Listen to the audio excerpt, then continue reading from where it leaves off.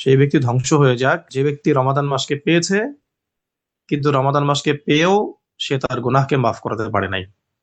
রাসূলুল্লাহ সাল্লাল্লাহু আলাইহি ওয়াসাল্লাম বলেছিলেন আমিন, অর্থাৎ এটা তার বদদোয়া, এটা কবুল হয়ে যাবে। নবী সাল্লাল্লাহু আলাইহি ওয়াসাল্লামের দোয়াও মকবুল, কারো প্রতি বদদোয়া করলে সেটাও মকবুল। বেদাতীদেরকে নবী সাল্লাল্লাহু আলাইহি ওয়াসাল্লাম তাড়িয়ে দিবেন সুহকান সুহকান লিমান গায়রা বা'দি, এই যে কথাটা, এর ফলশ্রুতিতে বহু মানুষ হাউজে কাউসারের পানি পান করতে পারবে না, যদিও তারা এই উম্মার অংশ। আবার নবী সাল্লাল্লাহু আলাইহি ওয়াসাল্লাম এটা ইরশাদ করেছেন, মান সামা রমাদানা ঈমানান ওয়া ইহতিসাবান গুফিরা লাহু মা তাকাদ্দামা মিন যামবিহি, কোন ব্যক্তি যদি ইমানের সাথে সওয়াবের আশায় রমাদান মাসের রোজাগুলো রাখে, তার অতীতের জীবনের সমস্ত গুনাহ আল্লাহ মাফ করে দিবেন। সুবহানাল্লাহি ওয়া বিহামদিহি সুবহানাল্লাহিল আযীম। অনুরূপ হাদিস কিন্তু কিয়ামের ব্যাপারে এসেছে, তারাবি তাহাজ্জুদের ব্যাপারে রমাদান মাসে, মান কামা রমাদানা ঈমানান ওয়া ইহতিসাবান গুফিরা লাহু মা তাকাদ্দামা মিন যামবিহি, কোন ব্যক্তি যদি ঈমানের সাথে সওয়াবের আশায় রমাদান মাসের রাতে কিয়াম করে, অর্থাৎ তারাবি পড়ে, তাহাজ্জুদ পড়ে, কিয়ামুল লাইল করে, গুফিরা লাহু মা তাকাদ্দামা মিন যামবিহি, তার আগের জিন্দেগীর সমস্ত গুনাহ আল্লাহ মাফ করে দিবেন। সগীরা গুনাহ না কবিরা গুনাহ, এগুলো নিয়ে ইখতিলাফে না গিয়ে আমরা আল্লাহ পাকের রহমতের আশা করি আল্লাহ পাক সগীরা কবিরা সমস্ত গুনাহ মাফ করতে পারেন। আল্লাহ ইয়াগফিরু যুনুবা জামিআ, কিন্তু কবিরা গুনাহ ক্ষমা পাওয়ার জন্য খালেস তওবা শর্ত। তওবার শর্তগুলো তো আমরা জানি, যে এই পাপ কখনো করব না এরকম নিয়াত করা, পুরোপুরি ছেড়ে দেয়া, এবং অনুশোচনা থাকা যে আমি ভুল করেছিলাম। আর একটা বিষয় মাসে আমাদের পরিষ্কার করে নেওয়া উচিত, যে অন্যের সাথে জড়িত ঋণ বা হকগুলো যেন না থাকে, বা না থাকার পথে আমাদের হাঁটার নিয়াত করার চেষ্টা শুরু করা। কারণ কিয়ামতের মাঠে ভয়াবহ যে অবস্থাগুলো, তার মধ্যে একটা হলো নিজেদের অনেক নেকি আছে, নামাজ রোজা হজ জাকাতের, কিন্তু বহু মানুষ এর হক নষ্ট করা হয়েছে, গালি দিয়ে, গীবত করে, তহমত দিয়ে, মান সম্মান হানি করে, মিথ্যা অপবাদ দিয়ে, জুলুম করে, সম্পদ আত্মসাৎ করে, টাকা মেরে দিয়ে, ইত্যাদি ইত্যাদি ইত্যাদি ইত্যাদি। এই মানুষগুলো কিয়ামতের মাঠে দাঁড়িয়ে থাকবে ততক্ষণ পর্যন্ত ফয়সালা স্থগিত করা হবে না, যতক্ষণ না এটার মীমাংসা করা হয়। মীমাংসা করা হবে কিভাবে? যারা পাওনাদার তাদেরকে নেকি দেয়া হবে ওই ব্যক্তির আমলনামা থেকে, যে ব্যক্তির আমলনামায় নামাজ রোজা হজ জাকাত অনেক ভালো ভালো কাজের নেকি আছে, কিন্তু অন্যের হক নষ্ট করেছে, তো এই হকগুলোকে শোধ করা হবে নেকি দিয়ে। এভাবে যদি নেকি শেষ হয়ে যায়, অতঃপর ওই ব্যক্তি যারা যারা ভিকটিম, তাদের গুনাহ এই ব্যক্তির আমলনামায় চাপিয়ে দেওয়া হবে যে ব্যক্তির উপরে ইলজাম আসছে। তো আল্লাহ পাক আমাদেরকে যেন খালেস তওবা নসিব করেন এবং অন্যের সাথে জড়িত হক থেকেও হেফাজত করেন। আর ঋণের ব্যাপারটা, এটাও ভয়াবহ বিষয়। আল্লাহ পাক আমাদের সবাইকে ঋণ মুক্ত এবং গুনাহ মুক্ত জীবনযাপন করার তৌফিক দান করেন। শহীদের আত্মাও ঝুলে থাকে যদি তার ঋণ পরিশোধ না করা হয়। নবী সাল্লাল্লাহু আলাইহি ওয়াসাল্লাম অনেক ব্যক্তি জানাজা পড়তে চান নাই যারা ঋণগ্রস্ত ছিলেন। আজকে তো আমরা সমিতির নামে, এনজিওর নামে, ব্যাংকের নামে কোটি কোটি কোটি কোটি মিলিয়ন বিলিয়ন টাকা ডলার এগুলো ঋণ নিয়ে দিব্যি নাকে তেল দিয়ে ঘুমাচ্ছি। আল্লাহ পাক আমাদের রমাদানকে বোঝার তৌফিক দান করেন। তো আমি এতটুকু বলতে চাচ্ছিলাম যে রমাদান মাসকে যেহেতু পেয়েছি আলহামদুলিল্লাহ, এই মাসে যদি আমরা আমাদের ইবাদত, আমল, তাজকিয়া, আমাদের তিলাওয়াত, সালাত, তারাবি, তাহাজ্জুদ, দোয়া, মুনাজাত, রোনাজারি, ইস্তিগফার, হ্যাঁ, আমাদের সাদাকা, আমাদের যাকাত, আমাদের ইতিকাফ, উমরাহ ইত্যাদির মধ্য দিয়ে আহ আল্লাহ পাকের রেজামন্দি হাসিল না করতে পারি, গুনাহ মাফ না করাতে পারি, তাহলে আমাদের চেয়ে হতভাগা আর কেউ থাকবে না। তো এই রমাদান মাসে আমরা কোন কোন কাজগুলোকে সবচেয়ে গুরুত্বের সাথে করলে পরে এই মাকাম হাসিল করতে পারবো বলে আমরা আশা রাখতে পারি, সেই কাজগুলো আমি আগে 1 মিনিটে, মানে 1 মিনিটে 2 মিনিটে শুধু পয়েন্ট আকারে বলে দিচ্ছি, আপনারা একটু নোট করে নেন। এরপরে আমি আসতেছি আপনাদের যে কোরআন শিক্ষার আজকের ক্লাসের যে ওরিয়েন্টেশনের ব্যাপারটা, কি পড়বেন, কিভাবে পড়বেন, ক্লাস কখন হবে ইত্যাদি, এবং কোন কিতাব থেকে পড়বেন এবং ক্লাসের পড়া দেওয়ার সিস্টেম কেমন হবে, পরীক্ষা কেমন হবে ইত্যাদি নিয়ে আমি পরে কথা বলছি। এইগুলো আমাদের উস্তাদগণ আপনাদেরকে ভালো করে বুঝিয়ে দিতে পারবেন ইনশাআল্লাহ। তো 1 নম্বরে লিখবো আমরা যে আমরা রমাদান মাসে প্রথমে দুনিয়াবি ব্যস্ততাগুলো কমিয়ে ফেলবো। 1 নম্বর, দুনিয়াবি ব্যস্ততাগুলোকে কমিয়ে ফেলার চেষ্টা করব, যতটা সম্ভব আল্লাহকে সময় দেব। 2 নম্বর, অনেক বেশি মানুষের যে ভিড়, যে গল্পগুজব, আড্ডা, চায়ের দোকানে, এখানে সেখানে, যেগুলো আমরাতে ব্যস্ত থাকি বেশি, ফ্রেন্ড সার্কেল, আমাদের স্কুলে কলেজে ইউনিভার্সিটিতে, এই যে মানুষের সমাগম, এখান থেকে নিজেকে একটু আড়াল করে নেওয়া, রমাদান মাসে যতটা সম্ভব একাকী আল্লাহ রব্বুল আলমিনের ইবাদত করার চেষ্টা করা। আর যে ইবাদত গুলো জামাবদ্ধ করতে হয় সেগুলো তো জামাবদ্ধ করতে হবেই।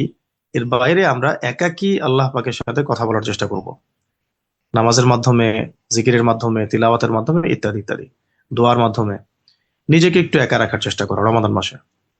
আল্লাহকে সময় দেওয়া, আল্লাহর হয়ে যাওয়া, আল্লাহর আল্লাহ রব্বুল আলমীকে পাওয়ার যে একটা মানে কি বলবো, একটা যে লম্বা জার্নি, আল্লাহকে পাওয়ার জার্নি তো ছোট না, এটা লম্বা একটা জার্নি, এটাতে ডুবে যাওয়ার চেষ্টা করা। কারণ দুনিয়ার চতুর্দিকে আমরা নজর ফেরালে দেখবো এটা প্রতারণা ছাড়ার কিছুই না। তো রমাদান মাসে দুনিয়াবী কাজকর্মগুলোকে কমিয়ে ফেলা, আল্লাহ রাব্বুল আলামিনকে সময় দেওয়া, আল্লাহর দ্বীনকে সময় দেয়া, তার ইবাদতে সময় দেয়া, তার তার ধ্যানে সময় দেয়া, দ্বীনের ফিকিরে সময় দেয়া, তিলাওয়াতে সময় দেয়া, ইস্তেগফারে সময় দেয়া, দোয়ায় সময় দেয়া, নফল নামাজে সময় দেয়া, ইত্যাদি ইত্যাদি, যত রকম ইবাদতের মধ্য দিয়ে আল্লাহ পাকের নৈকট্য হাসিল করা সম্ভব এগুলোতে সময় দেয়া।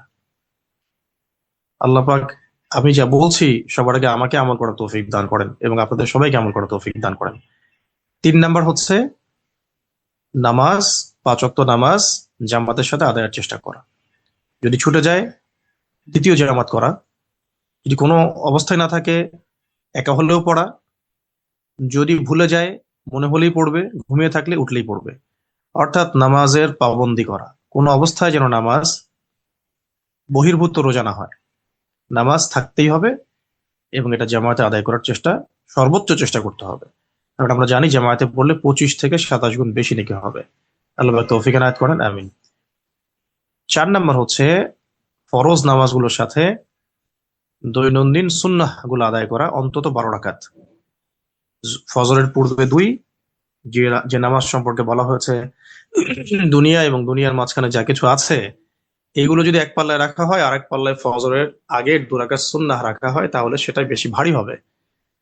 তো এই সুন্নাহর ব্যাপারে একটু বেশি আগ্রহী থাকা এবং গুরুত্বের সাথে এটা আদায় করার চেষ্টা করা। এরপরে জোহরের আগে 4, জোহরের পরে 2, কেউ 4ও পড়ে, 2 পড়লেও হয়ে যাবে। এরপরে হলো মাগরিবের পরে 2, এশার পরে 2, এই যে 12 রাকাত সুন্নাহ, এটা প্রতিদিন আদায়ের চেষ্টা করা। এতে করে হাদিসের ভাষ্য অনুযায়ী ওই ব্যক্তির জন্য জান্নাতে একটা করে ঘর নির্মাণ করা হবে। সুবহানাল্লাহ। 5 নম্বর হচ্ছে দৈনন্দিন কিছু নফল নামাজ আদায় করা, যে নামাজগুলো আমরা সাধারণত আহ সারা বছর একটু অলসতা প্রদর্শন করি বা নিয়মিত হয়ে ওঠে না, এইগুলো একটু আদায় করার চেষ্টা করা। যেমন ওয়াশরুম থেকে এসেছি, অজু করে আসলাম, 2 রাকাত নামাজ পড়ে ফেললাম, তাহিয়াতুল ওযুর নামাজ হয়ে গেল। মসজিদে প্রবেশ করেছি, 2 রাকাত নামাজ পড়ে বসলাম, তাহিয়াতুল মসজিদের নামাজ হয়ে গেল। কোনো পেরেশানি, কোনো কিছু চাওয়া, কোনো হাজত, কোনো মাকসাদ দেখা দিয়েছে, অজু করলাম, 2 রাকাত নামাজ পড়লাম, দোয়া করলাম, আল্লাহ পাকের কাছে চাইলাম, ব্যাস এটা হয়ে গেল সালাতুল হাজত। তারপরে ফজর নামাজ পড়েছি, বসে থাকলাম কিছুক্ষণ, জিকির আজগার করলাম, পড়ার পরে সূর্য উঠে গেল, আমরা ইশরাকের নামাজটা পড়লাম, পড়ে বাসায় ফিরলাম, একটা কবুল হজ, কবুল ওমরার নেকি হবে ইনশাআল্লাহ। 8টা থেকে 10টা বাজে বা 10টা, 10:30, 11টার মধ্যে আমরা 2 রাকাত নামাজ পড়ে ফেললাম, 4টার নামাজ আদায় হয়ে গেল বা সালাতুদ দুহা আদায় হয়ে গেল, 360টা সাদাকার নেকি হয়ে গেল, রিজিকে বরকত হয়ে গেল। এরকমই মাগরিবের নামাজ পড়েছি, সুন্নাহ পড়ে ফেলেছি, আর 2টা রাকাত নামাজ পড়ে বের হলাম, আওয়াবিন নামাজ হয়ে গেল। এইভাবে আমরা নফল নামাজগুলোতে সচেষ্ট হব। আল্লাহ পাক আমাদের সবাইকে এই নওয়াফেল গুলো আদায় করার তৌফিক দান করেন। এর মধ্যে একটা যেমন এর মধ্যে একটা যেমন ওই যে তাহিয়াতুল ওযুর নামাজ। বেলাল রাদিয়াল্লাহু আনহুকে নবী সাল্লাল্লাহু আলাইহি ওয়াসাল্লাম বলেছিলেন যে জান্নাতে আমি যখন যাই তখন তোমার পায়ের আওয়াজ আমার আগে শুনতে পাই, তোমার পায়ের আওয়াজগুলো আমি শুনতে পাই, খসখস শব্দ শুনতে পাই। হে বেলাল, তুমি এমন কোন আমল করো যার ফলশ্রুতিতে তোমাকে এরকম মাকাম দেওয়া হয়েছে? তো বেলাল রাদিয়াল্লাহু আনহু বলেছিলেন যে আমি তো ইয়া রাসূলুল্লাহ এমন কোন আহামরি আমল করি না, আপনি যা শিখিয়েছেন এগুলোই আমল করি। কিন্তু আমি যখন অজু ভেঙে যায় তখন অজু করি এবং সেই অজু দিয়ে 2 রাকাত নামাজ পড়ি। নবী সাল্লাল্লাহু আলাইহি ওয়াসাল্লাম বলেছেন যে হয়তো এই কারণেই তোমাকে এই মাকাম দেওয়া হয়েছে। চিন্তা করেন, যাকে মরুভূমির মধ্যে এইভাবে পিটানো হতো, তাকে মূল্যায়ন করা হতো না, তুচ্ছ তাচ্ছিল্য করা হতো, মানুষ তাকে মূল্যও দিত না, সমাজের মানুষ তাকে থোড়া বহুতে কেয়ার করতো না, দাস মনে করতো। সেই মানুষকে আল্লাহ রাব্বুল আলামিন আমলের কারণে, তাকওয়ার কারণে, আল্লাহর মহব্বতের কারণে কত বড় মাকাম দিয়েছেন। এই আমলগুলো আমরা রমাদান মাসে ধরে নেওয়ার চেষ্টা করি, কারণ সারা বছর হয়তো বা এগুলো হয়ে ওঠে না। আমি নিজের কথাই বলছি, সারা বছর হয়ে ওঠে না, অলসতা হয়ে যায়, জেনেও হয়তো আমল হয়ে যায় না। রমাদান মাসটাকে কাজে লাগিয়ে এই আমলগুলোতে সচেষ্ট হলে সারা বছর এই প্র্যাকটিসটা থাকবে ইনশাআল্লাহ। আল্লাহ পাক আমাদেরকে তৌফিক দান করেন। এরপরে আমি মনে হয় 5টা বলেছি, 4টা বলেছি, 4টা বা 5টা। তো আপনারা নোট করুন, আমি আসলে লিখিত বলছি না, আমি মেমোরাইজ করেই বলছি। আমি আসলে লিখিত বক্তব্য দিতে পারি না কখন। এরপরে 6 নম্বর বা 5 নম্বর পয়েন্টে লিখে নেন, এটা হলো যে আহ, তারাবির নামাজটাকে জামাতে পড়া। তারাবির নামাজটাকে জামাতে পড়া, এটা নিয়ে অনেকে অনেক ইখতিলাফ করেন। ইখতিলাফগুলোতে যাবেন না। আপনার আপনার কাছে যেটা সঠিক বলে মনে হয় সেটাই করেন। অন্তত নামাজটাকে সুন্দর করে, লম্বা করে, ধীর স্থির ভাবে পড়তে চেষ্টা করেন। ঠিক আছে? আহ যিনি 8 রাকাত পড়েন, 10 রাকাত পড়েন, 11 রাকাত পড়েন, তাকে তার আমলে ছেড়ে দেন। এখানে ঝগড়া করার কোনো প্রয়োজন নাই। আবার যিনি 20 রাকাত পড়েন বা আরো বেশি পড়েন, 40 পড়েন, 60 পড়েন, তাকে তার মতো ছেড়ে দেন। নফল আমল, সুন্নত আমল, এটা নিয়ে আমরা ঝগড়াঝাটিতে না যাই, বরং নামাজের কোয়ালিটিটাকে সুন্দর করার চেষ্টা করি। সুন্দর করে দাঁড়িয়ে ধীর স্থির ভাবে তেলাওয়াত করে লম্বা সময় নিয়ে তারাবি পড়াটাই হলো তারাবির হক আদায়। আল্লাহ পাক আমাদেরকে তারাবির হক আদায় তৌফিক দান করেন, এবং এই নামাজগুলো চলাকালীন বেশি বেশি দোয়া করা উচিত সেজদায়, তাহলে দোয়া কবুল হবে ইনশাআল্লাহ। এর পাশাপাশি 7 নম্বর, রাতের বেলা তাহাজ্জুদে একটু সময় দেয়া। আমরা সাহারিতে যদি একটু আগে উঠি, যেমন আজকে আমরা উঠেছি 4টায়, তো 4টায় ওঠার পরেও দেখা যায় 1 ঘন্টা সময় পাওয়া গেছে মোটামুটি। তো 1 ঘন্টা সময় তো খেতে লাগবে না।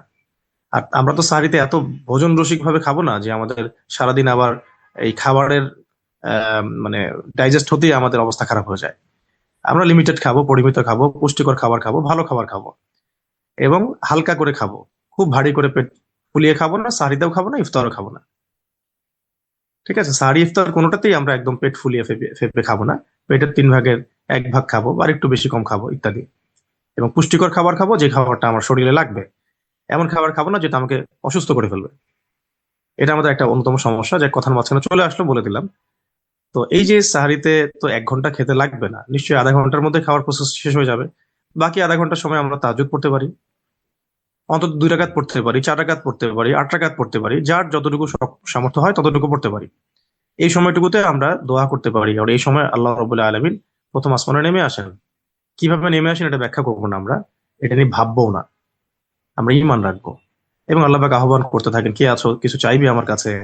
কে আছো আমাকে ডাকবে, আমি তার ডাকে সাড়া দিব? কে আছো আমার কাছে ক্ষমা চাইবে, আমি ক্ষমা করে দিব? এইভাবে আল্লাহ রাব্বুল আলামিন ফজর পর্যন্ত আহ্বান করতে থাকেন।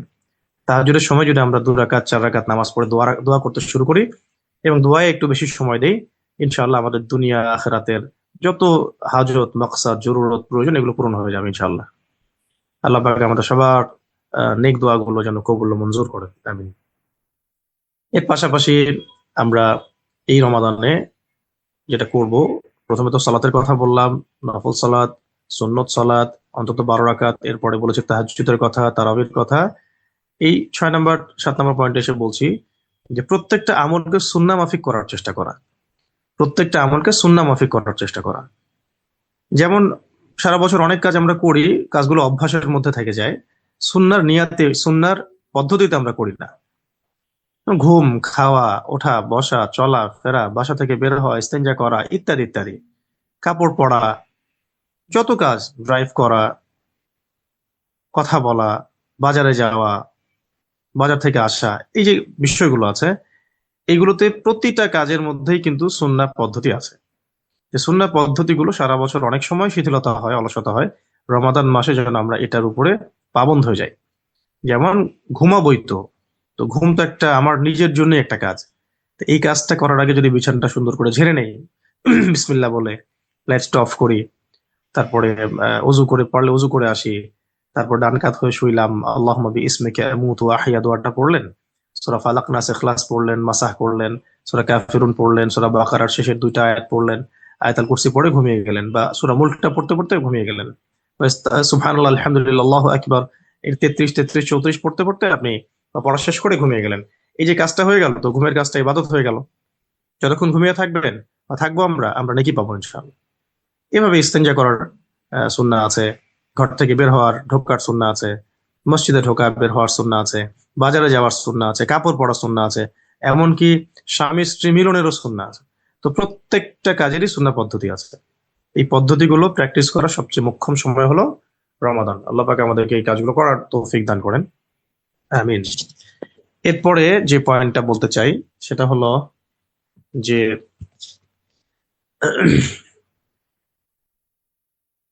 রমাদান মাসে রোজা রাখার মতো রোজা রাখা।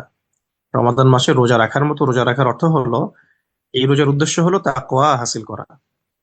আর তাকওয়া হাসিলটা এমন ভাবে করতে হবে যেই তাকওয়া আমাকে এতটা আধ্যাত্মিকত্ব দেয় যে বদরের যুদ্ধ করতেও আমার বুক যেন না কাঁপে।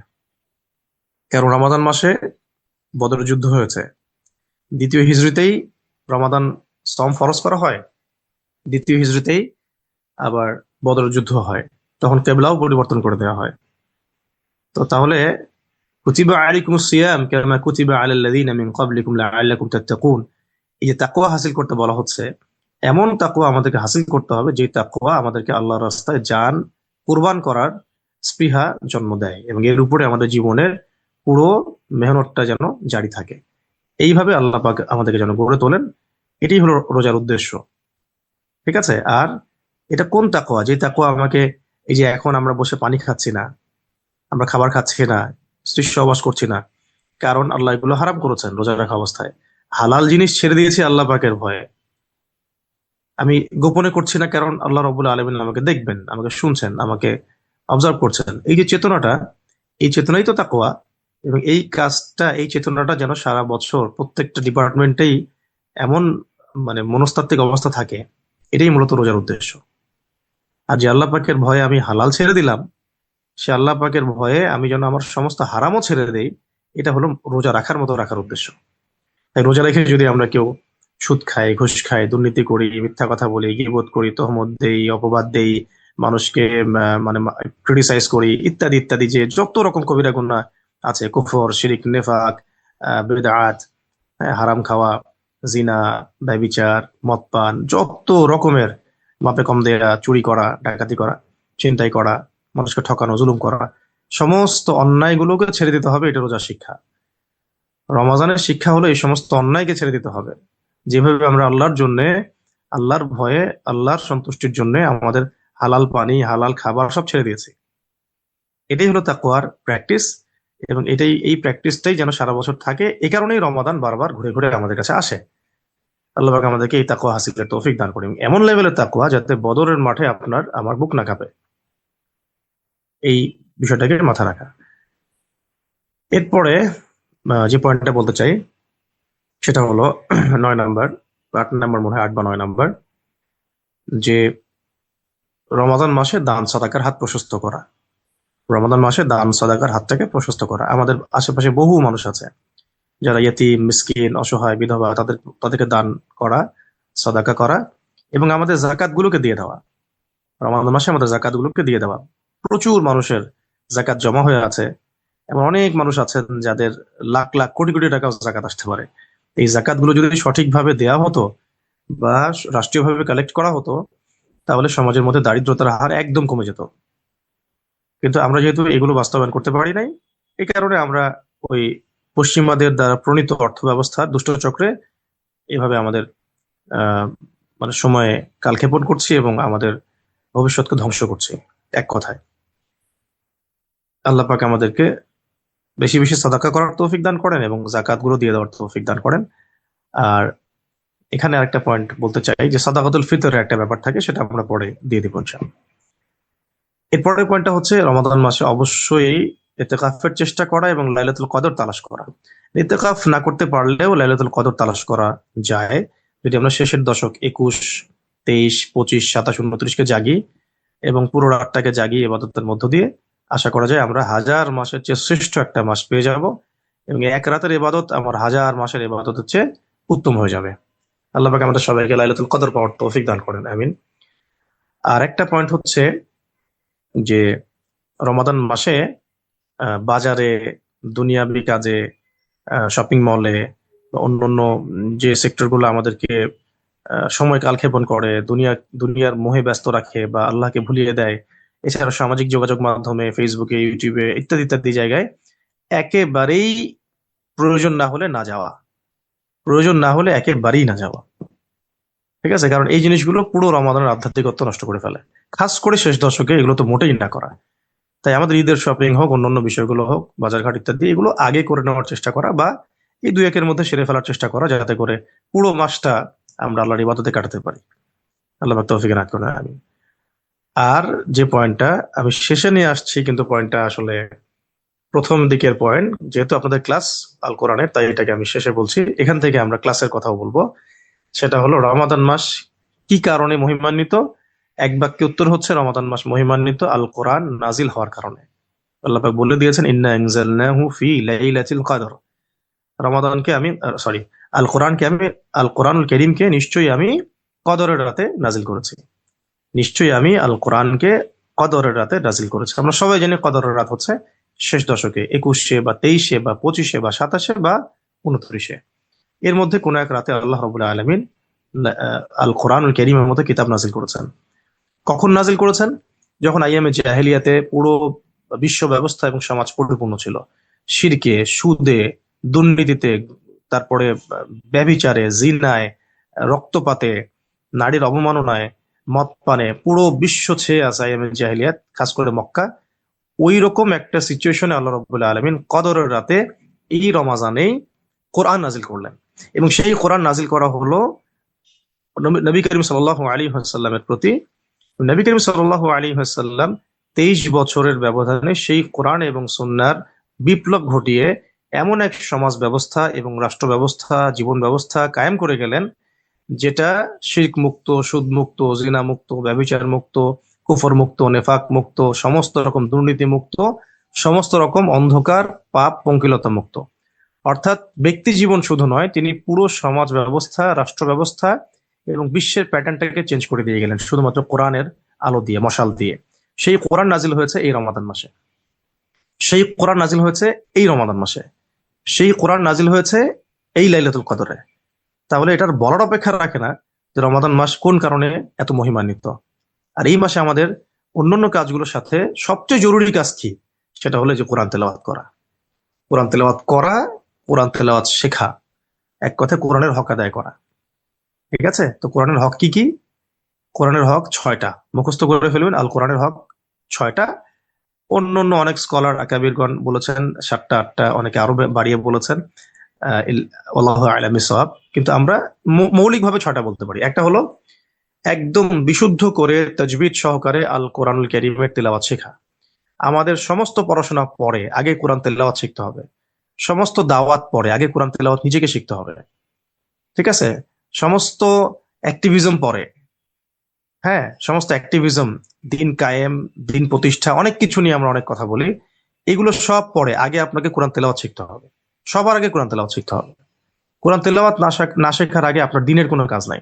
আগে কোরআন তেলাওয়াত শিখতে হবে এবং কোরআন তেলাওয়াত বাধ্যতামূলক ভাবে শিখতে হবে, নফল মনে করে না, আমার উপর ফরজ, আমার উপরে ওয়াজিব, আমাকে শিখতেই হবে, এরকম মাইন্ডসেট নিয়ে কোরআন তেলাওয়াত শিখতে হবে। বরং রাষ্ট্রের তো উচিত ছিল যে প্রত্যেকটা স্কুলে, কলেজে, ইউনিভার্সিটিতে কোরআন তেলাওয়াতকে বাধ্যতামূলক করে দেওয়া। রাষ্ট্র এখানে ফেল করেছে যে কোরআন তেলাওয়াতটুকু মানুষকে শেখাতে পারে নাই। কোরআন তেলাওয়াতটুকু মুসলিমদেরকে শেখাতে ব্যর্থ হয়েছে এই শিক্ষা সিস্টেম, এই রাষ্ট্র ব্যবস্থা। এটা বর্তমান সময়কার সমস্যা না, স্বাধীনতার পর থেকে এরকম কোনো উদ্যোগ নেওয়া হয় নাই। অথচ এর আগের আসলাফদের জামানায়, সাহাবিদের জামানায়, তাবেঈদের জামানায়, তাবেঈদের জামানায় একটা ঘর খুঁজে পাওয়া যেত না, একটা ঘর না যে ঘরের মধ্যে কোনো না কোনো হাফেজ নাই, কোনো না কোনো আলেম নাই, কোনো না কোনো কারি নাই, কোনো না কোনো মুহাদ্দিস নাই, কোনো না কোনো মুফাসসির নাই। এই ছিল আমাদের স্বর্ণযুগ। আর এখন এই মেহনত গুলো না করে যদি আমরা শুধু আবেগে ভেসে যাই যে দিন কায়েম করে ফেলবো আমরা একদম পুরো বাংলার জমিনে, এটা আপনি জেগে জেগে স্বপ্ন দেখছেন, জাস্ট জেগে জেগে দিবার স্বপ্ন দেখছেন। তো রমাদান মাসটা এসেছে এই কারণে যাতে আমরা কোরআনের হক আদায় করি। রোজা রাখার পাশাপাশি, নামাজের পাশাপাশি বেশি বেশি দোয়া হবে, বেশি বেশি জিকির হবে, বেশি বেশি ইস্তেগফার হবে, তাসবিহ তাহলিল হবে এবং কোরআন তেলাওয়াত হবে। বেশি থেকে বেশি কোরআন তেলাওয়াত হতে হবে, অন্তত পক্ষে দিনে এক পারা করে, অন্তত পক্ষে দিনে এক পারা করে। তাহলে 30 দিনে একটা তো খতম হবে। যারা কোরআনের আরবি বুঝি, আরবি সহ একটু পড়ে দেখতে হবে, তাফসির পড়তে হবে, তর্জমা দেখতে হবে। এখন যারা আমরা এই ক্লাসে জয়েন করেছি, আলিফ বা তাসা চিনি না, আমরা এখন দুর্ভাগ্যের মধ্যেই আছি এখন পর্যন্ত। এই কোর্সটা শেষ করলে আমরা সৌভাগ্যবান হব যে আমরা কোরআন তেলাওয়াত করা শিখেছি অন্তত পক্ষে। এখন পর্যন্ত আমরা যারা আলিফ বা তাসা এগুলোর মাখরাজ চিনি না, অক্ষর চিনি না, আমরা যারা এগুলো বানান করে পড়তে পারি না বা থরলি রিডিং টুকু পড়তে পারি না আল কোরআনের, আমরা দুর্ভাগা, আমরা হতভাগা। আমাদের মুখের হাসি উড়ে যাওয়া উচিত, আমাদের চোখে পানি থাকা উচিত, আমাদের আফসোসের সীমা ছাড়িয়ে যাওয়া উচিত যে আমরা এখনো শিখতে পারি নাই। এবং এটা সারা দেশের প্রচার করা উচিত, যেখানে শেখানো হচ্ছে আপনারা আসেন শিখেন। সারা দুনিয়ায় প্রচার করা উচিত বাংলা ভাষাভাষীদের মধ্যে, যেখানে শেখানো হচ্ছে আপনারা আসেন।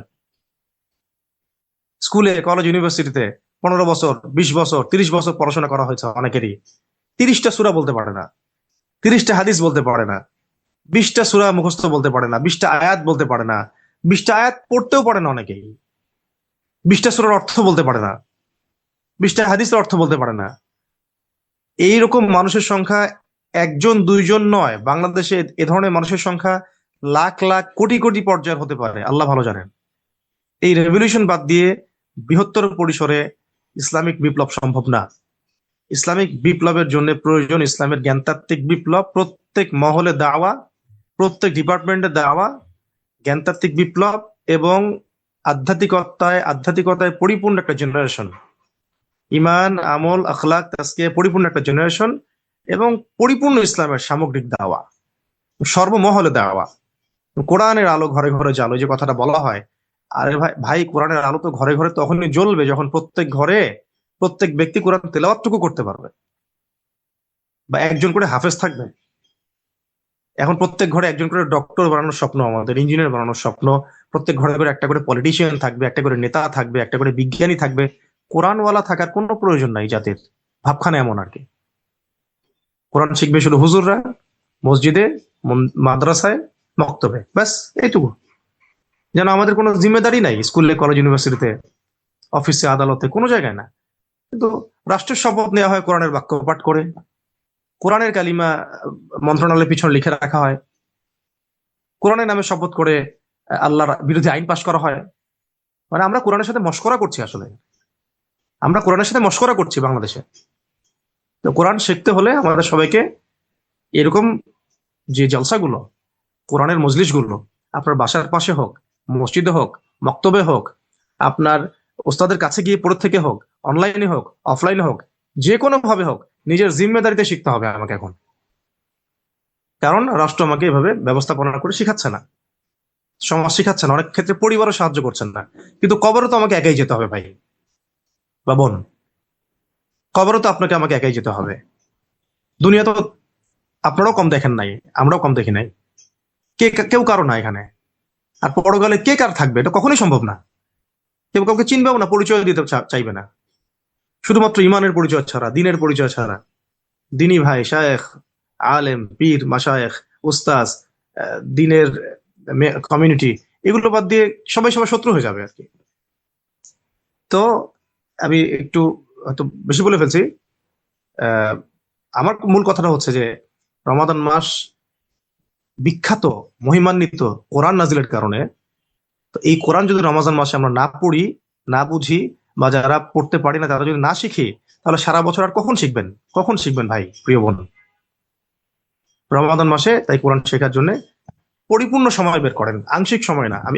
আমি বলবো না যে আপনি 1 ঘন্টা সময় দেন, 1.5 ঘন্টা সময় দেন, 2 ঘন্টা সময় দেন, না। ক্লাস করবেন 1.5 ঘন্টা 2 ঘন্টা, 1 ঘন্টা 1.5 ঘন্টা 2 ঘন্টা ক্লাস করবেন। এরপরেও আপনি ক্লাসের পরে নিজে আরো 1 ঘন্টা সময় দিবেন, তারাবির পরে আরো 1 ঘন্টা সময় দিবেন, মস্ক শেষ করবেন, তারপরে ঘুমাতে যাবেন। এভাবে এই যে শুরু হবে, 1 মাসে কি কোরআন শিখিয়ে দেওয়া সম্ভব? আসলে 1 মাসে কোরআনের পরিপূর্ণ বিষয়গুলো শিখিয়ে দেওয়া সম্ভব না, কিন্তু আমরা মানুষের সবর সম্পর্কে জানি। এই 1 মাসে আমরা প্রাথমিক ধারণাগুলো দেওয়ার চেষ্টা করব। এরপরে ঈদের পরে আপনাদেরকে নিয়ে আমরা আবার ক্লাস করাবো। আপনাদের যদি সামর্থ্য হয় তাহলে মাসিক হাদিয়া দিয়েন, যদি সামর্থ্য না হয় তাও দিয়েন না, তাও সমস্যা নাই। কিন্তু আপনাদেরকে শিখতে হবে, এই ডেডিকেশন নেবেন যে আমাকে শিখতে হবে। আমরা এই 500 জন স্টুডেন্ট জয়েন করেছি, আমাদের মধ্যে 400 জনের মাশাআল্লাহ পারফেক্ট হয়েছে, 100 জন হয় নাই। ওই 100 জন ভাই বোন ঈদের পরে প্রয়োজন আবার ক্লাস করবেন। এইভাবে ডিটারমিনেশন নিয়ে আমাদের ক্লাসে বসবেন। এটা জাস্ট হেলায় খেলায় বসে সময় টাইম পাস করার মতো কোনো অ্যারেঞ্জমেন্ট না, যে আমি জাস্ট গেলাম, টাইম পাস করলাম, পড়া দিল, পড়লাম বা পড়লাম না, পড়া দিলাম বা দিলাম না। এরকম মাইন্ডসেট নিয়ে আল্লাহর রাস্তায় আমাদের ক্লাসে বসবেন না। শিখতে হবে, শিখতে হবেই, শিখতে হবে, এরকম একটা মাইন্ডসেট নিয়ে বসতে হবে। লজ্জা ছেড়ে দিবেন। ওস্তাদরা যখন মস্ক ধরবেন, একদম লজ্জা শরম বাদ দিয়ে আপনি আপনার পড়া দিবেন। এরপরে মস্ক ক্লাস হয়, এক্সট্রা ক্লাস, সেই এক্সট্রা ক্লাসগুলো জয়েন করবেন। মেয়েদের জন্য আলাদা ক্লাস হয়, সেগুলো জয়েন করবেন। আপনাদের ইন্টারনাল কমিউনিকেশনের জন্য আমাদের গ্রুপ আছে, সেগুলোতে আপনারা কমিউনিকেট করবেন, কার কি প্রবলেম হচ্ছে সেখানে লিখবেন। উস্তাদগণ 24/7 আছেন এখানে অ্যান্সার দেওয়ার জন্য, রিপ্লাই করার জন্য। ধৈর্য ধরবেন, অস্থির হবেন না। অনেক স্টুডেন্ট সবর করবেন, সাহসী হবেন এবং লেগে থাকবেন, ধারাবাহিকতা বজায় রাখবেন। ক্লাস যদি মিসও হয়ে যায়, রেকর্ড কপি দেওয়া হবে, রেকর্ড কপি দেখে আবারও ক্লাসে জয়েন করবেন। রেকর্ডটা কপিটা দেখে নিজে নিজে প্র্যাকটিস করে পরের ক্লাসে আবার জয়েন করবেন। আপনাদের মধ্যে কমিউনিটি গ্রো করে নেন, নিজেরাই এখানে আপনারা একে অপরের সাথে মাশওয়ারা করবেন। আপনাদের মধ্যে যিনি ভালো বুঝবেন, অন্যকে বুঝাবেন। এইভাবে একটা পরিবারের মতো হয়ে যান। যে আমাদের আজকে একটা ওরিয়েন্টেশন হয়েছে, আমরা 1 মাস পরে একে অপরকে চিনবো না, এমন এমন যেন না হয়। আপনারা আমাদের তহাজ নুরাইন পরিবারের অন্তর্ভুক্ত হয়ে যান, শিক্ষা পরিবারের অন্তর্ভুক্ত হয়ে যান। আপনাদের মধ্যে যারা ভালো করবেন তাদেরকে আমরা অবশ্যই পুরস্কৃত করবো ইনশাল্লাহ, এবং আমাদের অন্যান্য কাজগুলোতে আমরা আপনাদেরকে শরীক রাখবো আশা করি, যদি আপনারা যোগাযোগ রাখেন। এভাবে প্রত্যেক ব্যাচের স্টুডেন্টদেরকে নিয়ে আমরা স্টুডেন্ট সেমিনার করবো ইনশাল্লাহ। এটা তো শুরু মাত্র। কোরআন তেলাওয়াত দিয়ে হবে জ্ঞানতাত্ত্বিক রেভলিউশনের শুরু। এরপরে আসবে কোরআনের অর্থ বোঝার ব্যাপার, আরবি ভাষা শেখার ব্যাপার, হাদিস শেখার ব্যাপার, সিরাত শেখার ব্যাপার, আকীদা শেখার ব্যাপার, ফিকহ শেখার ব্যাপার, ফরজে আইন শেখার ব্যাপার, ইসলামের ইতিহাস শেখার ব্যাপার। এই সব কিছু শিখতে হবে, তারপরে না আমাদের দ্বারা দাওয়া হবে, সংগঠন হবে, আমরা জিহাদের কথা বলি সে জিহাদ হবে, তারপরে হবে। অযোগ্য মানুষদেরকে দিয়ে দিনের কোনো খেদমত হবে না। আর যোগ্যতার মানদণ্ড অনলাইন, ফেসবুক, ইউটিউব নয়, যেখানে একটু বড় বড় লেখা লিখলেই মানুষ মনে করে যে সে অনেক বড় পণ্ডিত। বাস্তবতা এমন না। বাস্তবতা হচ্ছে যে ওলামায়ে কেরামদের সামনে কারা নিজেদেরকে আহ মানে যোগ্য প্রমাণ করতে পারছে, এটা হলো মূল কথা। আল্লাহর সামনে কে নিজেকে যোগ্য বলে প্রমাণ করতে পারছে, এটা হলো আমাদের শুরু, প্র্যাকটিসের শুরু। এইভাবে পড়াশোনা করা, তার উপরে আবার আমল করা, তার উপরে দাওয়াতের মেহনতে থাকা, এবং একে অপরের সাথে মিলেমিশে একটা জামায়াবদ্ধ থাকার চেষ্টা করা। যদি জামায়া না থাকে আমরা জামায়া গড়ার চেষ্টা করব। যদি জামায়া না থাকে আমরা জামায়া গড়ার চেষ্টা করব। সবাই সবার কাঁধে এই উম্মার দায়িত্ব নিয়ে নিব। এই উম্মার দায়িত্ব আমরা 2-4 জন 10 জন ব্যক্তির হাতে ছেড়ে দিব না, তারাই দায়িত্বশীল, আমরা দায়িত্বশীল নই। না, মোটেই ব্যাপারটা এমন নয়। বরং সারা বিশ্বব্যাপী ইসলামিক যে বিপ্লবটা হবে, তার কেবল ময়দান রেডি হচ্ছে, এখন পর্যন্ত বীজও হয়তো বপন করা হয়নি আমাদের অঞ্চলে। আস্তে আস্তে এই দাওয়াতের মেহনত বাড়াতে হবে, আমাদের ইলমি মেহনত বাড়াতে হবে, আমাদেরকে ঐক্যবদ্ধ থাকতে হবে, এবং এই দিনের ফিকিরে সবসময় আমাদেরকে ব্যস্ত থাকতে হবে। এবং এর ফলাফল আসবে, আজ হোক আর কাল হোক, আস্তে আস্তে ফলাফল আসবে। এখানে আমরা আপনাদেরকে সহযোদ্ধা হিসেবে চাই, সহপাঠী হিসেবে চাই, এবং আমাদের আদবে পরিপূর্ণ স্টুডেন্ট হিসেবে চাই। কেউ কোনো টিচারের সাথে কোনো বেয়াদবি করবেন না, খবরদার। কোনো টিচারের সাথে কোনো স্টুডেন্ট যেন ভুলেও বেয়াদবি করবেন না। কোনো বেয়াদবিমূলক মেসেজ, টেক্সট ইত্যাদি ইত্যাদি এর আগে আমরা কিছু ব্যাচে দেখেছি, দেখা মাত্রই আমরা ব্যান করে দিব। কারণ আমরা জানি আদব ছাড়া ইলম সম্ভব না। সবর, আদব, ইতাআত এগুলো ছাড়া ইলম সম্ভব না। আমরা আমাদের ওস্তাদদের কাছে একটা প্রশ্ন করতে গেলে 10 বার চিন্তা করি এটা বলা ঠিক হবে কিনা, ওস্তাদের মেজাজ ঠিক আছে কিনা, উনি এখন কোন মাইন্ডসেটে আছেন, উনি কি ব্যস্ত, ওনার শরীর কি ভালো আছে, সবকিছু চিন্তা করে একটা প্রশ্ন করতাম আমি। করবো কিনা আগে জিজ্ঞাসা করতাম, ওস্তাদ প্রশ্ন কি একটা করব। আমাদের জেনারেল সাবজেক্টে আমরা যারা পড়াশোনা করেছি, আমাদের মধ্যে কেন জানি এই আদবগুলো থাকে না। স্কুলে কলেজে হই হুল্লার পরিবেশে থেকে থেকে থেকে আমাদের মধ্যে একটা বেয়াদবির মানসিকতা অলরেডি ইম্পোস্ট হয়ে থাকে। ওই মাইন্ডসেট নিয়ে আমরা আবার কোরআনের ক্লাসে আসি, দার্সে বসি, তালিমে বসি। না ভাই, এগুলো করা যাবে না। এটা মুনাওয়ার জায়গা, পবিত্রতার জায়গা, এবং এইটা হচ্ছে আদবের জায়গা, এটা আদবের মাজলিস। তো এই বিষয়গুলো খেয়াল রেখে ক্লাসে বসায়। যে রমাদান মাস কেন্দ্রিক কথাগুলো বলছিলাম, কোরআন শিক্ষার কথাগুলো, এই রমাদান মাসটাতে আল কোরআন আল্লাহ পাক নাজিল করেছেন। তাই এক বাক্যে এই এই মাসের হক আদায় করতে হলে সলাত, সিয়াম, জাকাত, সাদাকা এগুলোর পাশাপাশি, দোয়ার পাশাপাশি সবচেয়ে প্রধান কাজ হলো কোরআন তেলাওয়াত করা এবং শেখা। আর যারা শিখেছি তারা অন্যকে শেখাবো। আমি টুকটাক জানি, আমি আপনাকে শেখাবো ইনশাল্লাহ। আমাদের ওস্তাদরা ভাঙাচোরা যা জানেন আপনাদেরকে শিখাবেন ইনশাল্লাহ। আপনারা শিখে নেন, শিখে অন্যকে শিখান। প্রত্যেকের বাসায় বাসায়, প্রত্যেকের এলাকায় এলাকায় আমি আপনাদেরকে এলান করে দিচ্ছি, প্রত্যেক স্টুডেন্টের এলাকায় এলাকায় একটা করে মক্তব করবেন। কি করতে হয় না করতে হয়, কি সহযোগিতা লাগে, কিভাবে করতে হয়, সেটা ইনশাআল্লাহ আমরা দেখব। সরাসরি প্রয়োজন আমার সাথে যোগাযোগ করবেন। প্রত্যেক এলাকায় এলাকায় একটা করে কোরআন শিক্ষার মক্তব চালু করেন। প্রত্যেক এলাকায় এলাকায় একটা করে পাঠাগার চালু করেন। প্রত্যেক এলাকায় এলাকায় একটা করে মাদ্রাসা প্রতিষ্ঠা করেন, একটা করে ইসলামিক স্কুল প্রতিষ্ঠা করেন। জ্ঞানের বিপ্লব ঘটায় দেন একদম। আপনি কোরআন শিখেছেন, বাসায় কোরআন শিখান, তালিমে শিখান। আগে ভালো করে নিজে শিখেন আগে, না হলে সারা জীবন ভুল শিখিয়ে যাবেন। তখন ভুল এইভাবে মাল্টিপল হতে থাকবে। একবার সবর করে সুন্দর করে সময় নিয়ে, ইজাজত নিয়ে, তাজবিদের উপরে ওস্তাদদের কাছে সোহবতের থেকে শিখে নেন। এরপরে আপনি বহু কিছু করতে পারবেন ইনশাআল্লাহ। আল্লাহ পাক আমাদের সবাইকে করার তৌফিক দান করেন, আমিন। এরপরে যেটা বলছিলাম, যে এই আয়াতটাও খেয়াল করেন, আল্লাহ রাব্বুল আলামিন বলেছেন যে শাহরু রমাদান আল্লাযী উনজিলা ফীহিল কুরআন হুদাল লিন-নাস ওয়া বায়্যিনাতিন মিনাল হুদা ওয়াল ফুরকান।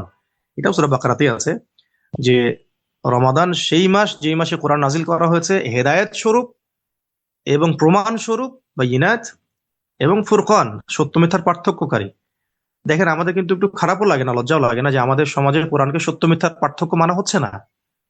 আমাদের সমাজে কোরআনকে হেদায়েতের মানদণ্ড মানা হচ্ছে না, বায়্যিনাত সুস্পষ্ট প্রমাণ মানা হচ্ছে না। মানা হচ্ছে মানুষের মস্তিষ্ক বশত বিষয়গুলোকে। এগুলো যদি কোরআনের সাথে কন্ট্রাডিক্টরি হয়, কওম উম্মাহ সেটা গ্রহণ করছে, কোরআন গ্রহণ করছে না, তাহলে আমরা তো এমনিতেই কোরআনকে অবমাননা করছি। যখন কোন নাস্তিক, মোরতাদ বা অন্য সেকুলার কেউ, রামবাম প্রগতিশীলরা যদি কোরআনকে অবমাননা করে, আমাদের তো রক্ত জ্বলে যায়। আমরা বিদ্রোহ করি, মিটিং করি, মিছিল করি, ইত্যাদি অনেক কিছু করি। বাট আমি যে নিজে কোরআন মানছি না, কোরআনকে মানদণ্ড মানছি না, কোরআনের হক আদায় করছি না, ইভেন তিলাওয়াতও শিখছি না, তাহলে আমার কি করা উচিত, এটা কি কখনো ভাবি? তো এটাকে যে বললাম হক আদায়ের কথাগুলো, তিলাওয়াত শেখা তো প্রথম হক। দ্বিতীয় হকটা ছিল অর্থ বোঝা। আমি কি কোরআনের অর্থ বুঝেছি? 3 নম্বর হক হচ্ছে কোরআনের আদেশ মানা। আমি কি কোরআনের সব আদেশ মানি, মানার চেষ্টা করি? 4 নম্বর কোরআনের নিষেধ ছেড়ে দেওয়া। আমি কি কোরআনের সব নিষেধ ছেড়ে দিয়েছি বা দেওয়ার চেষ্টা করছি? 5 নম্বর হচ্ছে কোরআনের দাওয়াত মানুষকে দেওয়া। আমি কি মানুষকে কোরআনের দাওয়াত দিচ্ছি, বা সেই দাওয়াত দেওয়ার যোগ্যতাটুকু কি আমি অর্জন করছি, চেষ্টা করছি কি? নাকি আমি শুধু মানুষের দিকে আঙ্গুল তুলছি, তার এটা ভুল, তার এটা ভুল, সে এটা ঠিক না, তার এটা ঠিক না। ভাই, আপনি নিজে কি করছেন? আপনি নিজে কতটুকু করেছেন? করার কতটুকু চেষ্টা পর্যন্ত করেছেন? আপনার দ্বারা কয়জন মানুষ আল্লাহর পথে এসেছে? ভাবতে হবে তো এগুলো। নিজের আত্মসমালোচনার দরকার আছে তো। আর সর্বশেষ কথা ছিল যে কোরআনের আইন বাস্তবায়ন। এটা তো বহু বড় কথা। যদি আমরা বেসিক বিষয়গুলো ঠিক না করি, এটা কি রাতারাতি হবে? কখনোই না। এবং সেটা বাস্তবায়নের জন্য সিরাতের পথে হাঁটতে হবে। সিরাতের ক্লাসই বা কয়জন করেছে? সিরাতের ক্লাস, সিরাতুন নবী সাল্লাল্লাহু আলাইহি ওয়াসাল্লাম, এটাই বা কয়জন শিখেছি আমরা?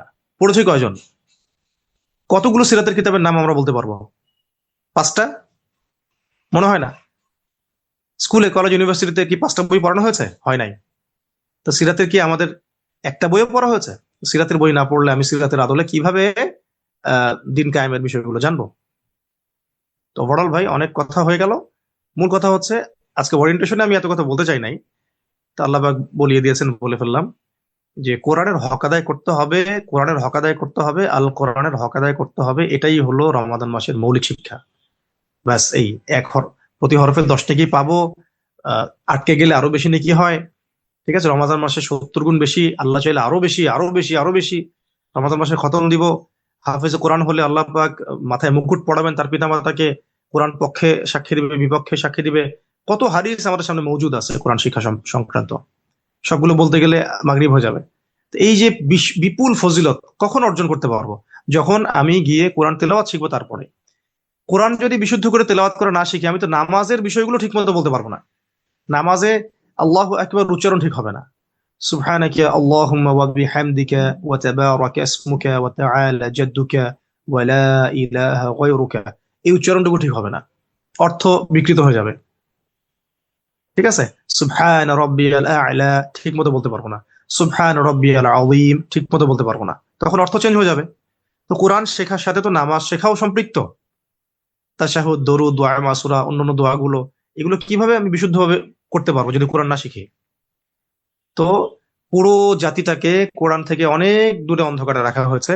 আমরা চাই রমাদান মাসের ওসিলা করে, এই ধরনের কোর্স গুলোর ওসিলা করে আস্তে আস্তে মাঠ পর্যায়ে পুরো দেশব্যাপী কোরআন শিক্ষার একটা বিপ্লব ঘটাতে। কোরআনুল কারীমের শুধু কোরআনুল কারীমের তেলাওয়াত শিখবে এমন না, বরং কোরআনুল কারীমের তর্জমাও শিখবে ইনশাআল্লাহ। এইটা আপনাদের লেভেল 1। এরপরে আরো সময় দিবেন, কোরআন আগে বিশুদ্ধ করে শিখে নিয়ে পুরা কোরআন খতম করবেন একবার, তারপরে গিয়ে কিছু অংশ হিফজ করবেন। হিফজ করার পরে কোরআনের তর্জমার ক্লাসে আসবেন। তাজবিদের ক্লাস শেষ করে, নাজারা শেষ করে, কিছু অংশ হিফজ শেষ করে তর্জমার ক্লাসে আসবেন। ওইটাও আমরা ফাংশন করছি ইনশাআল্লাহ। ইনশাআল্লাহ ওটাও চালু হবে এই বছর। আমরা রমাদান মাসে এটা চালু করিনি, ইনশাআল্লাহ রমাদান বের হলে এটা চালু হবে। এগুলো নিয়াত করে ফেলা। আর ক্লাসের টাইম শিডিউল, অন্যান্য যে বিষয়গুলো আছে, এগুলো অ্যাডমিনিস্ট্রেশনে যারা আছেন তারা আপনাদের গ্রুপে সবাইকে টেক্সট করে দিবেন। যদি ফজরের পরে ক্লাস হয়, আপনারা ফজরের পরে ক্লাস করবেন। জোহরের পরে ক্লাস হলে জোহরের পরে করবেন। যখন টাইম দেওয়া হবে তখন করবেন। মস্কো ক্লাস নিয়মিত অ্যাটেন্ড করবেন। যদি কোনো ক্লাস মিস হয়ে যায় তাহলে সেটা রেকর্ড কপি দেখে কভার করে নেবেন। আজকে মাশাআল্লাহ এত ভাই বোন এসেছেন, প্রত্যেকটা ক্লাসে যেন এত ভাই বোনই থাকেন। ক্লাসে আমি বয়ান দেই বা অন্য টিচার বয়ান দেয়, বা আমি ক্লাস নেই বা অন্য কেউ ক্লাস নাই, এটা কোনো বিষয় না। বিষয় হচ্ছে যে আপনি উপযুক্ত জ্ঞানটা শিখছেন কিনা, সঠিকভাবে শিখছেন কিনা। আমার আমার নিজের যে তিলাওয়াত, তিলাওয়াতের যতটুকু দক্ষতা, তার চেয়ে আমাদের টিচারদের দক্ষতা আমি মনে করি আমার চেয়ে 1000 গুণ ভালো। তাই এখানে সেলিব্রিটিজমে যাবেন না, আদনান ভাই ক্লাস নিচ্ছে না কেন, আমি ক্লাস করবো না। আমার চেয়ে আমাদের টিচার অনেক ভালো পড়াতে পারেন, অনেক ভালো মাখরাজ, অনেক ভালো তেলাওয়াত। তো প্রত্যেক টিচারকে সম্মান করবেন, রেসপেক্ট করবেন, তাদের ক্লাস অ্যাটেন্ড করবেন। এইভাবে লেগে থাকেন টানা 25 দিন, অন্তত টানা 25 থেকে 26টা ক্লাস আপনারা করেন ইনশাআল্লাহ তাআলা। আজকে যারা আলিফ বা তাসা এগুলো ভালো করে চিনেন না, বোঝার মানে উচ্চারণ করতে পারেন না, ইনশাআল্লাহ আমি বিশ্বাস করি আপনারা অন্তত পক্ষে বানান করে করে সূরা ফাতিহা, সূরা ইখলাস, সূরা ফালাক, সূরা নাস, সূরা নাসর, লাহাব, কাফিরুন এই সূরাগুলো পড়তে পারবেন ইনশাআল্লাহ, আমি আশা করি। এছাড়াও ক্লাসের মধ্যে এগুলো ছাড়াও প্রতিদিন হাদিস পাঠ হবে, মাসাইল পাঠ হবে। কারো কোনো প্রশ্ন থাকলে আমাদের বোনেরা সাধারণত প্রশ্ন লিখে দেন, এই প্রশ্নগুলো ইনবক্সে থাকবে, সেগুলোর অ্যান্সার দেওয়া হবে। ঠিক আছে, এবং যদি আর কারো কোনো বাহ্যিক কোনো বিষয় থাকে জানার এই কোর্সের বাইরে, সেটাও হতে পারে। তো আমরা শেষের দিকে চলে আসছি। কোরআন শিক্ষার কোর্স তো অ্যাটেন্ড করেনি, আমাদের সিরাতের একটা কোর্স চলছে, অলরেডি চলছে, সিজন 6। যদি এখনো এখান থেকে কেউ সেখানে জয়েন করতে চান, এখনো জয়েন করতে পারবেন। আমি বলি কোরআন শেখার পাশাপাশি সিরাতটাও শিখেন, সিরাতটা অবশ্যই শিখেন, ম্যান্ডেটরি শিখেন, এবং সবার সাথে শিখলে আপনার পড়াটা অনেক ভালো হবে। জানার জন্য হলো ক্লাসগুলো অ্যাটেন্ড করেন, আল্লাহ পাক সহজ করে দেন ইনশাআল্লাহ। এরপরে আপনাদের জন্য তাদাব্বুরে কোরআনের কোর্স আসবে, হিস্ট্রি কোর্স আসবে, আকীদার কোর্স আসবে, ফরজে আইনের কোর্স আসবে, বাচ্চাদের জন্য আলাদা কোর্স আসবে। আপনারা লেগে থাকেন, প্রত্যেকের এলাকায় এলাকায় কোরআনের মক্তব গড়ে তোলেন, জাস্ট মক্তব গড়ে তোলেন, লাইব্রেরি গড়ে তোলেন। সার্বিক সহযোগিতা ইনশাআল্লাহ আমরা করব।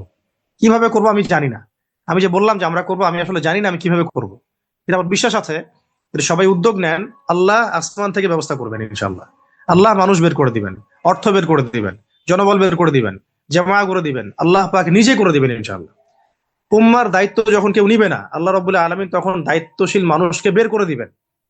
আল্লাহ রাব্বুল আলামিনের কোনো পরোয়া নাই আমরা তার দিনের কাজ করি বা না করি, কোরআন শিখি বা না শিখি, দিনের প্রচার করি বা না করি, আল্লাহ পাকের কিছু যায় আসেন না। এটা আমাদের জন্য একটাই সুযোগ, যদি আমরা এই সুযোগ হাতছাড়া করি, আমরা মাহরুম হব, গুনাহগার হব, এবং হয়তোবা আল্লাহ না করেন জাহান্নামেও যেতে পারি, আল্লাহ না করেন, নাউযুবিল্লাহি মিন যালিক। তাই আজকের মতো আমি ওরিয়েন্টেশন ক্লাসে যতটুকু কথা বলার আমি আমার মতো করে চেষ্টা করলাম। রমাদানের কিছু হকাদার সংক্রান্ত কথা, পাশাপাশি হলো কোরআন শিক্ষার গুরুত্ব ফজিলত সংক্রান্ত কিছু কথা বলার চেষ্টা করলাম আমার মতো করে। জানি না কতটুকু বোঝাতে পারলাম। বাকি আগামীকাল থেকে আপনাদের ক্লাস শুরু হবে। ক্লাসের বই দেওয়া হয়েছে, আল কোরআন পড়ুন। বই যারা কিনে ফেলেছেন আলহামদুলিল্লাহ, যারা কিনেন নাই আমাদের এখানে নাম্বার টাম্বার সব দেওয়া থাকবে, কোথা থেকে কিনবেন, কিভাবে অর্ডার করবেন। এবং যারা দেশের বাইরে আছেন বা ইত্যাদি ইত্যাদি অন্যান্য জায়গায় কারো কোনো সমস্যা থাকলে পিডিএফ কপি গ্রুপে দিয়ে দেওয়া হবে, সেখান থেকে দেখেও ক্লাস করতে পারবেন। সাথে 40 হাদিস বা 100 হাদিসের একটা বই দেওয়া হবে, সেটাও ডাউনলোড করে রাখবেন, ওখান থেকে হাদিস পড়ানো হবে। পাশাপাশি সবাই একটা দোয়ার বই কিনবেন, হিসনুল মুসলিম, হিসনুল মুসলিম, এখান থেকে কিছু দোয়া আপনাদেরকে শেখানো হবে ইনশাল্লাহ। পাশাপাশি আমাদের পক্ষ থেকেও মাসলা মাসাইল শেখানোর জন্য প্রত্যেকটা ক্লাসে ক্লাসে কিছু কিছু করে মাসাইল শেখানো হবে, খাস করে রোজা রোজা সংক্রান্ত মাসলাগুলা, এবং রোজা কিভাবে আরো ভালো হবে, রোজা ভঙ্গের কারণ, নামাজ শিক্ষা, ওযু, গোসল ইত্যাদি যে মাসালাগুলো আছে, এই মাসালাগুলো ইনশাআল্লাহ তাআলা আমাদের ক্লাসের মধ্যে পড়ানো হবে। তো আসরের আজান হয়ে যাচ্ছে অনেক জায়গায়, অনেকে প্রিপারেশন নেবেন। নামাজ সবচেয়ে গুরুত্বপূর্ণ আমল, তাই আমরা আজকে আর লম্বা করছি না। ইনশাল্লাহ আগামী ক্লাসে আপনাদের সাথে আবার দেখা হবে আমাদের, আমরা তো আছি। মূল কথা হলো আগামী ক্লাস থেকে পড়া শুরু করে ফেলবেন। আর একটা কথা বলতে ভুলে গিয়েছিলাম, খাতা থাকতে হবে সবার সাথে। উস্তাজগণ যে পড়াটুকু দিবেন অবশ্যই অবশ্যই সেটা বাচ্চাদের মতো পেন্সিল দিয়ে খাতায় লিখবেন। যদি একটা অক্ষর পড়ায়, আলিফ শিখিয়েছে, আলিফ পুরো পৃষ্ঠা জুড়ে থাকবে, 3 পৃষ্ঠা আলিফ লিখবেন, লিখে ছবি তুলে গ্রুপে পাঠিয়ে দিবেন। গ্রুপে আমাদের ওস্তাদগণ আছেন, দেখবেন যদি কারো ভুল হয় তাহলে বলে দিবেন যেটা ভুল হয়েছে। ঠিক আছে? এইভাবে একটা মেহনতে নেমে পড়ি, একটা মাস টানা কোরআন শিক্ষার মেহনত করবো ইনশাল্লাহ। আশা করা যায় আমরা ঈদ উল ফিতরের আগেই কোরআন ধরে ফেলবো ইনশাআল্লাহ তাআলা। আকুলু কওলি হাযা আস্তাগফিরুল্লাহ লি ওয়া লাকুম ওয়া লিসাইরিল মুসলিমিন। বারাকাল্লাহু লানা ওয়া লাকুম বিল আয়াতিল হাকীম। ইন্নাহু তাআলা জাওয়াদুন কারীম ওয়ার রাউফুর রহিম। সুবহান রাব্বিকা রাব্বিল ইজ্জাতি আম্মা ইয়াসিফুন ওয়া সালামুন আলাল মুরসালিন ওয়ালহামদুলিল্লাহি রাব্বিল আলামিন। আসসালামু আলাইকুম ওয়া রাহমাতুল্লাহি ওয়া বারাকাতুহু। সবাই রমাজানের সমস্ত আমলে, নেক আমলে সবাইকে দোয়ায় শরীক রাখবো। খাস করে আমি নিজেই অনেক দোয়ার মুহতাজ, আমার জন্য খাস করে দোয়া করবেন যেন আল্লাহ রাব্বুল আলামিন আমাকে এবং আমাদের সাথে যারা দিনের মেহনতে যুক্ত আছেন সবাইকে সুস্থতা, আফিয়াত এবং কুওয়াত দান করেন, এবং শারীরিক মানসিক আত্মিক প্রশান্তি দান করেন, এবং খাস করে আমাদের ইলমে আমলে আল্লাহ যেন বরকত দান করেন, বেশি বেশি আমলের তৌফিক দেন, যা জানি তার উপর আমলের তৌফিক দেন, যেন আল্লাহ পাকের দিনটাকে প্রতিষ্ঠার মেহনতে আমরা আমাদের জানমাল উজাড় করে, সময় শ্রমকে উজাড় করে কাজ করে যেতে পারি, এবং এই রাস্তায় যেন আমাদের শাহাদাত হয়, এই দোয়াটুকু আমাদের জন্য করবেন। ব্যাস এতটুকুই। সুবহানাকা আল্লাহুম্মা ওয়া বিহামদিকা আশহাদু আল্লা ইলাহা ইল্লা আনতা আস্তাগফিরুকা ওয়া আতুবু ইলাইক। আসসালামু আলাইকুম ওয়া রাহমাতুল্লাহি ওয়া বারাকাতুহু।